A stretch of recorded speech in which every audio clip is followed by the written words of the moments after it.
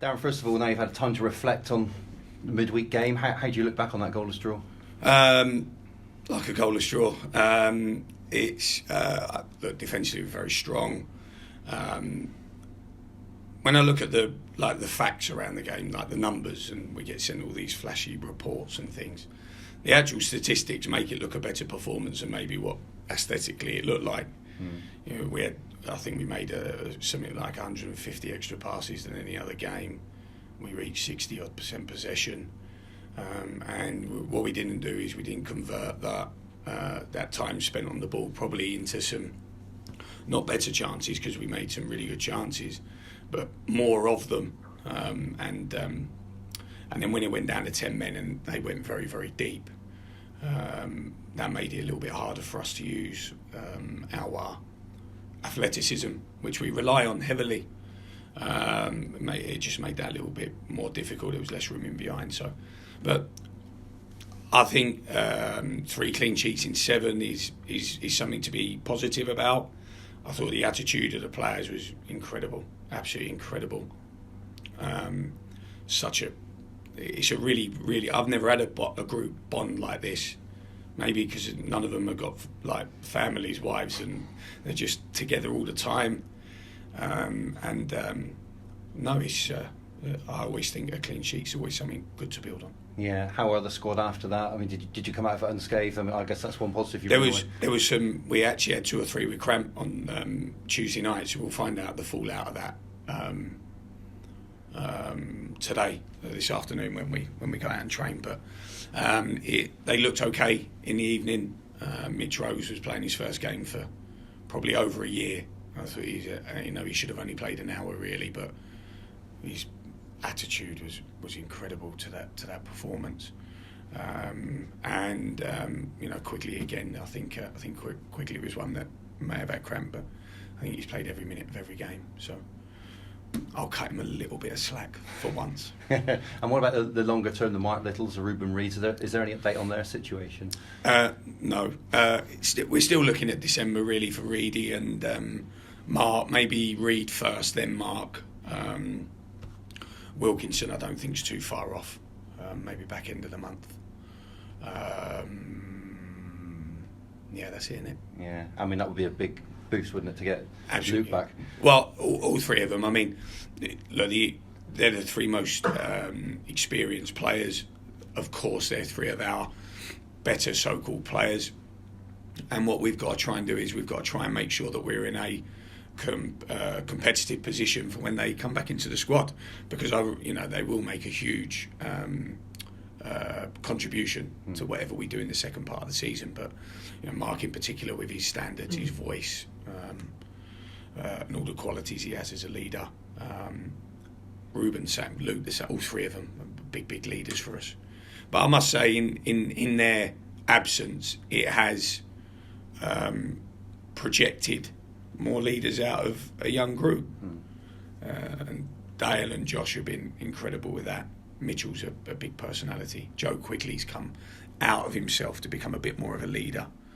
And they're thriving off that. And the younger ones are thriving off of their, the positivity from the crowd and actually having a home and wanting to play here every week. So, no, I think the squad from Tuesday is in a pretty similar place. Yeah, is it good to have another home game straight after that so you can get straight back out at Hewish Park?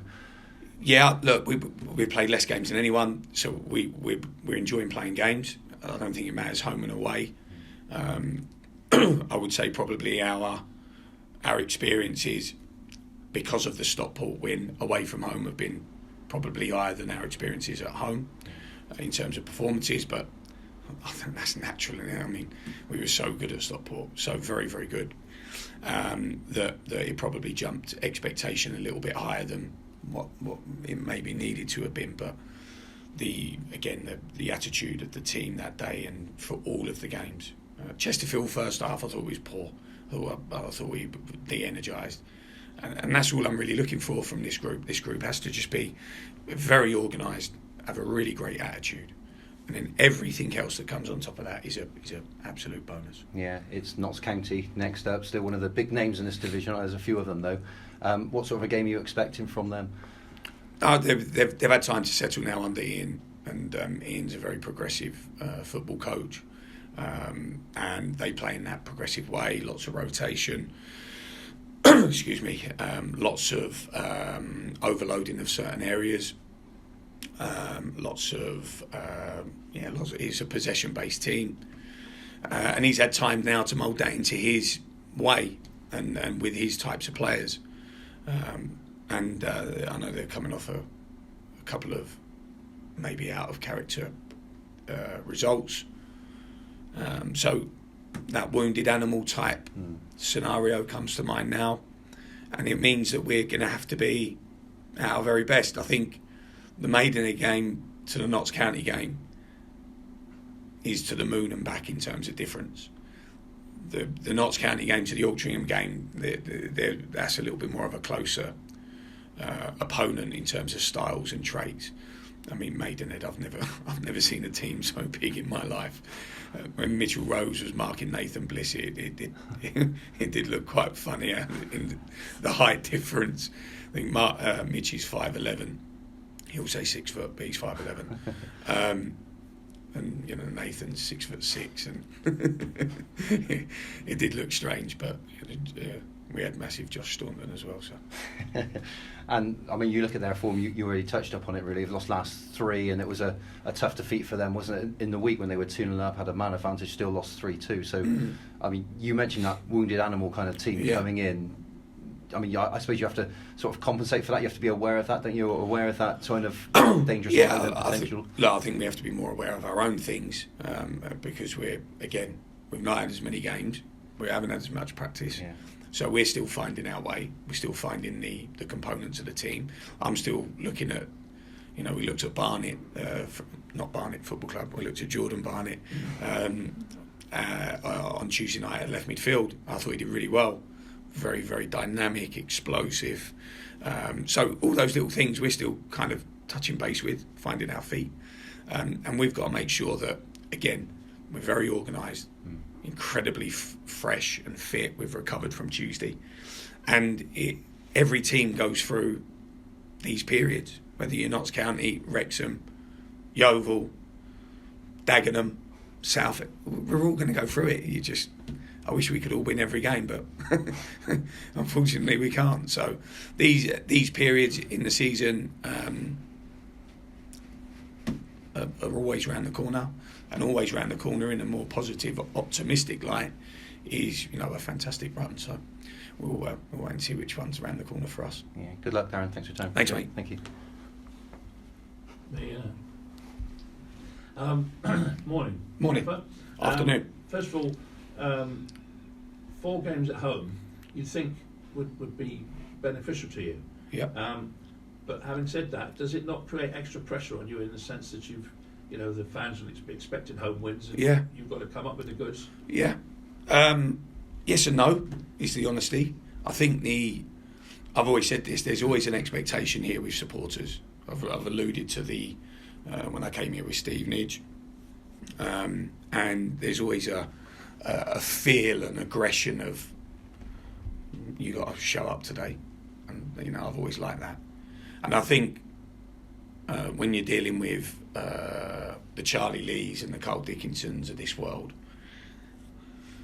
Mark Richards, Reece Mabb, they've done that for 100 years, so it goes in one ear and out the other.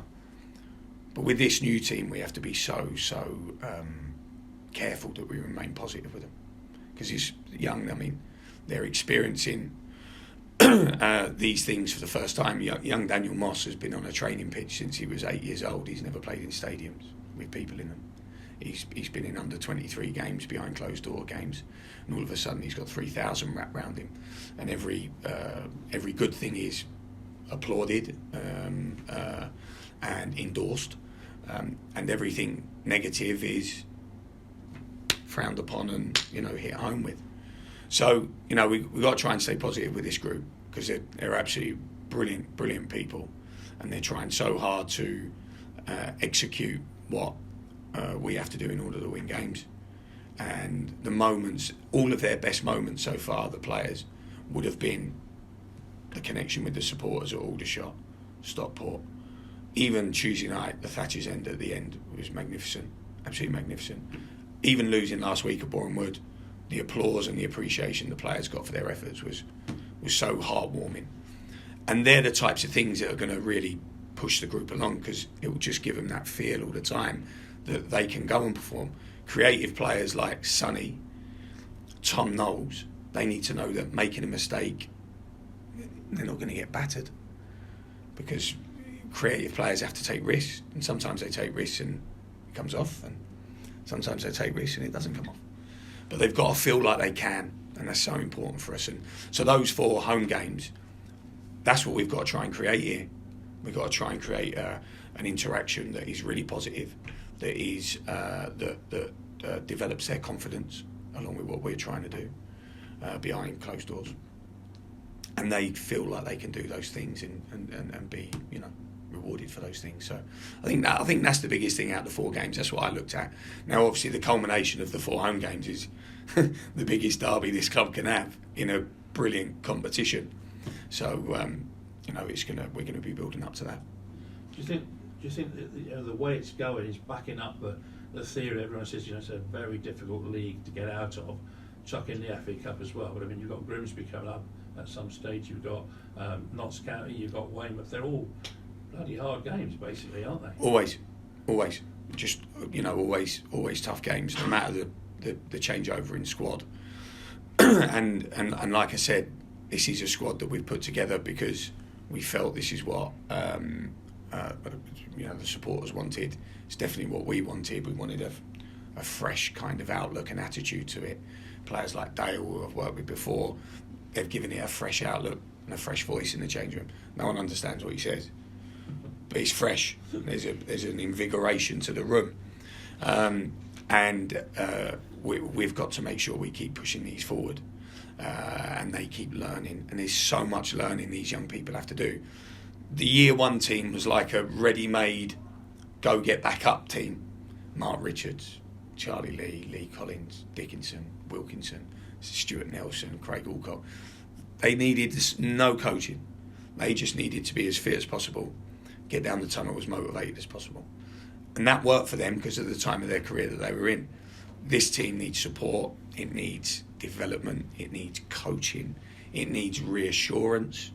The amount of players that we got that have had 2 or 3 clubs in a season, they need to be reassured that we don't throw people away here. You know, so lots and lots of work to do, but brilliant to work with Aid, honestly. You know, this is my 21st season coaching teams. It's up there with my favourite. I mean, absolutely, they're brilliant squad. Always want to work, always want to learn.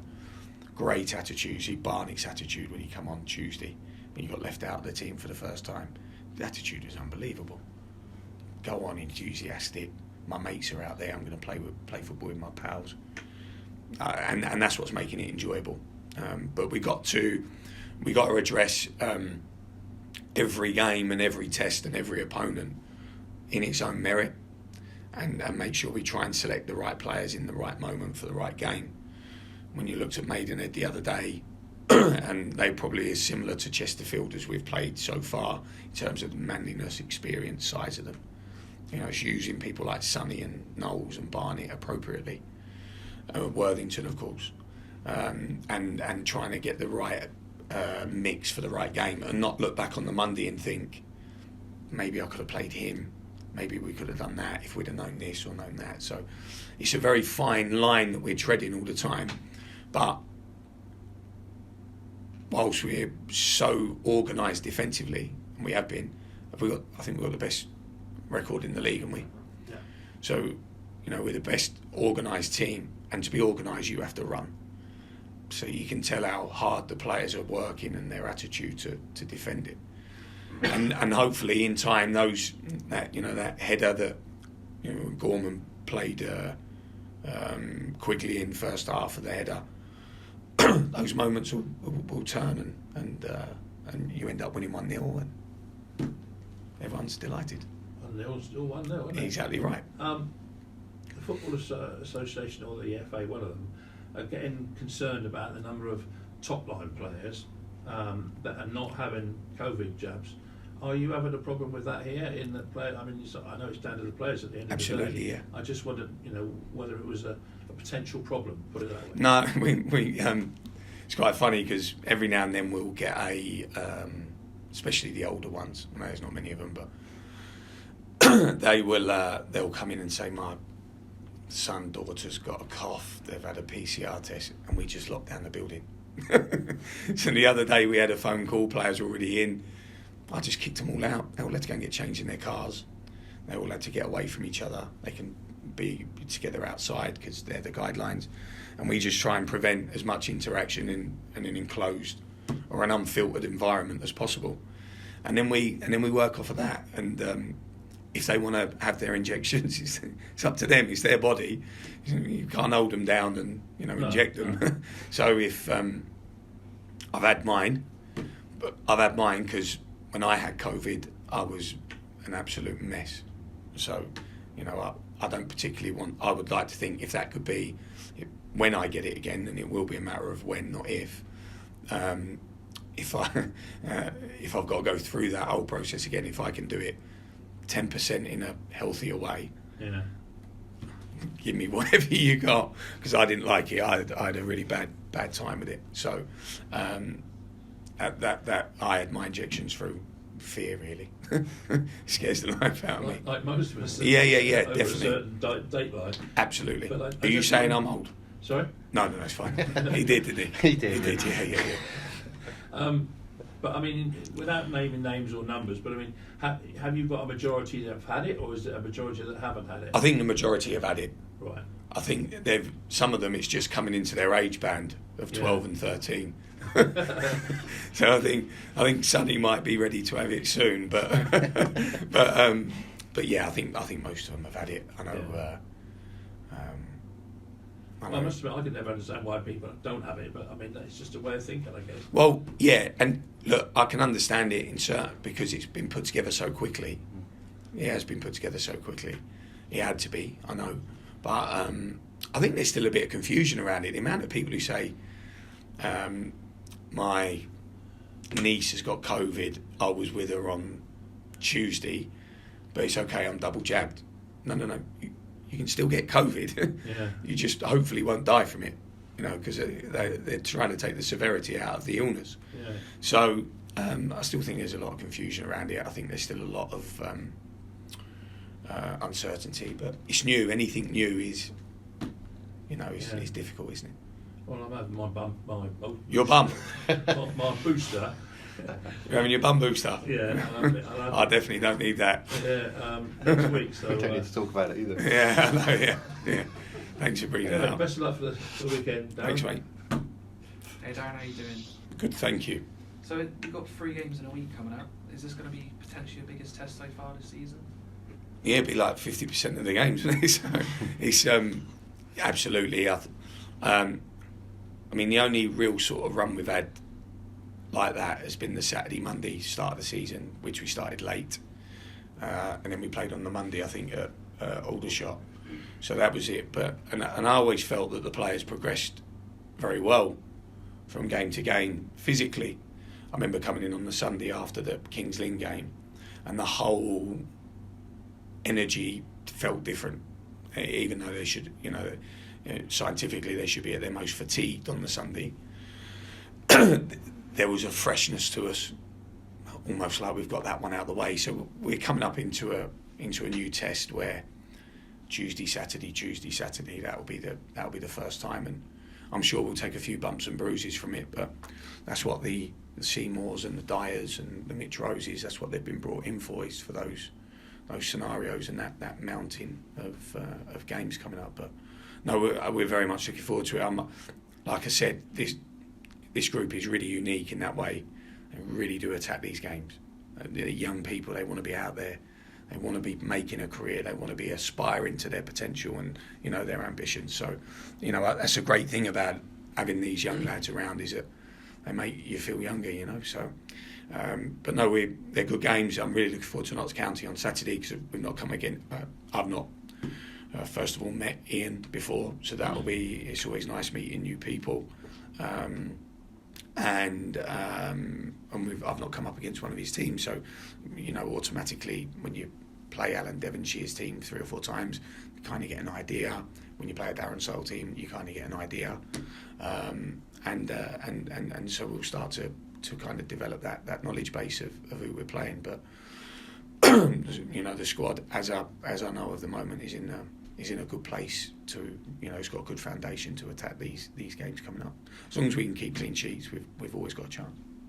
And you just mentioned the new signings there. How well are they settling in? Obviously, they've been around for a week or so now. Yeah, no, very well. Again, all very different. Ben's probably had more first team game time than Jordan. Jordan plays in the toughest position for a young player, which is central defence. And I was conscious of that on Tuesday night. We've had lots of young defenders here on loan in the past. I remember throwing Hunty in at Torquay away last year, and he got here on Christmas Eve, and that was our first training session in 12 days after COVID. Then we had Christmas Day off, and we threw Hunty straight in. I don't even think he trained. I think he just played straight off the bat, and it was like a baptism of fire for him. So I was conscious with the type of team we was playing against, and Jordan's time with us, that we kind of give him as good an experience as we can while he's with us. And I didn't feel Tuesday night was quite the right start for him. Ben's a little bit different because he's had a little bit more involvement at first team level with Exeter, and there's someone I've tracked. I watched him 2 or 3 times pre-season. Terry watched him at Taunton when he played for Exeter. I went down to watch him in a reserve game pre-season against Bristol City at Exeter. And we've always spoken to Matt Taylor at Exeter and said that if Ben ever came available, we'd like to use him. But I think even with Ben, I saw in the friendly last week at Newport, physically he's still some way off, and that's natural. He hasn't played, much football. So we've got to progress him in a way that doesn't break him. And it'll be interesting to see today how he reacts off of the game last week, the game Tuesday, and where his body is. But Ben's going to be a threat. And Mitch has been in football for 100 years, so he just comes in and, like a senior player does, he knows what he is, he knows his job, he knows me, so he knows the basic requirements for me, and settled in like a grown man does, really. So they've been very good. Looking forward to working with all 3 of them, hopefully for a longer period than a month. But at the moment, a month at a time. Yeah, Matt Taylor was saying just how keen he was to kind of strengthen these relationships with southwestern clubs. Is it something you could see really going well going forward for you? Yeah, if Ben performs. the key denominator in the conversation is Ben and Ben's performances. And I think the biggest thing that not young lads but loan players struggle with is if they come to Ben's come to Yeovil to play more football. That's what he's doing. But if his sole intention is I need more minutes, where in there is I want to help Yeovil win. So there has to be the best loan players I have. Ramal Hutton was incredible at this. Yeovil was his club. It was his parent club. And those loan players are the best ones by an absolute mile. Sonny is very much like that. Sonny's all about Yeovil and his teammates. He's not about Sonny Blue. So that straight away endears his performances because of his energy and his work ethic. So I think I think that those relationships are always designed around how the player does, how much the player plays, and it always comes back to the player and how he comes into the environment, and it shows that he wants to really play here. And obviously we played Ben. I wanted that freshness about our attack. Tuesday, that was the theory. And he's running down the side is different to obviously Addy was suspended, but Addy's he's a bull of a man. I mean, he, as we can see, he runs into people quite often. But Ben's got that movement and grace in his running. I think he reminds me a lot of Jamie Cureton, that type of player. So those qualities are very different to what we have, and we'll definitely need them. Like I said, hopefully for longer than a month. Just funny thing, I know it's 2 games away, but just how special is that FA Cup draw? Yeah, amazing. Everyone can't wait.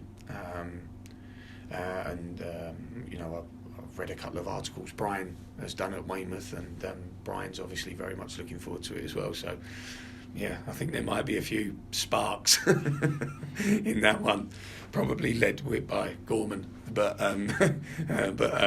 you know, we've got 2 big games. You know, and I want to make sure at the back of the 4 home games, like what Ada alluded to, is that we have this feel of playing at home. We have this feel and this atmosphere and this environment and climate that means that the players cannot wait to get back out of Hewish Park every week. And we've definitely done that away from home, definitely. And now we just need to make sure we come out of the 4 games with that kind of good feel when we're at Hewish. But I'm very much looking forward to the FA Cup game. That's great. Best luck, Darren. Top man. I think it's me. I think I'm right in saying that game on Tuesday night was the first time this season we'd had the majority of possession. We'd always succumbed on the others. Correct. Is that something that you'd like to see a little bit more of with regards to making more chances later on, to kind of maintain the play a bit more and play at our pace as the months and weeks go on? Yeah, I think there's 2 thought processes there. One, the recruitment of the team wasn't designed around that for whatever the obvious reasons. No point dancing around it. So you know, we had to ensure that we had certain minimum ingredients to the team, and obviously that came in athleticism. So and when you're looking at technical quality is a premium. I made a sort of a throwaway comment Tuesday about Ronaldo doesn't get a fiver. But it's that type of thought process, you know. So I think that the trade-off for us was always going to be that. And the trade-off for us in terms of preparing the players was always going to be around, let's make sure that even though we are a young squad, we don't play like a young squad, and we don't act in a naive way where we think we can be swashbuckling every week and nip round people and, you know, that sort of thing. I want to make sure that we're competitive in every game, and people, even though of our, you know, the average chronological age, aren't looking at us in that way. So, and I think we've done that. I think, you know, the defensive performances have been outstanding. Again, you know, going back to Josh and his contribution going from midfield to defence has been incredible. Shame he didn't do it last year, but he's doing it now, and I think we can build on that. But it's very hard to build on that in training in 8v8s, 7v7s. So we're almost learning these kind of match related scenarios during play, which is why, you know, I picked such a strong team for the Somerset Cup, because for us that's the best training session we can give them. But yeah, look, I thought we're trying to add. We're not trying to turn the page. We're not trying to go completely the other way and be, you know, really expansive and throwing the ball around, because I think that will come away from our defensive performance. But what we do want to do, I've always been a massive advocate of playing through midfield, and if we can play through midfield, we'll start to add those little bits bit by bit. Ironically, when we've had the most possession, we've not scored a goal, have we? So, you know, there's an argument that we might not need to have that amount of possession. But most of my teams have always been quite attacking. Most of them have been like 4-3 winners or 4-3 losers, not 0-0ers. I think it's probably the only second 0-0 I've had here at home in my time. So got booed off for that one as well, I think. I think we did, didn't we? Yeah. I think we were second at the time or something stupid like that. So anyway, but you know, we'll try and add that. But like I said, to most of these questions, this group is so fantastic to work with, and like the training sessions are just brilliant, so enjoyable to to really try and help them learn, get better as individuals, make them a cohesive unit. And we've got to make sure we add these little bits in increments, because there's no point me coming out and saying we're working really hard on our attacking play and then we go and ship 5 at the weekend and maybe you've got to do a bit more defending, Darren. Right, okay then. So you're damned if you do, damned if you don't. You've got 6 loanees now. Obviously, you can only use 5 in a matchday squad. Is it difficult to leave young players out who are coming here to hopefully play games and to get themselves sort of more minutes in a pitch? Is that a rotation system you've got to put in place, or is it a case of having to manage a couple of them and just pull them to one side? It can't be easy with these young players. No, definitely the second. Definitely, it's all about that. But I say this to the players repeatedly. Players pick teams. If they're rubbish in training, why would I pick you? You know, so I'm unfortunately for the supporters, they don't see obviously what I see.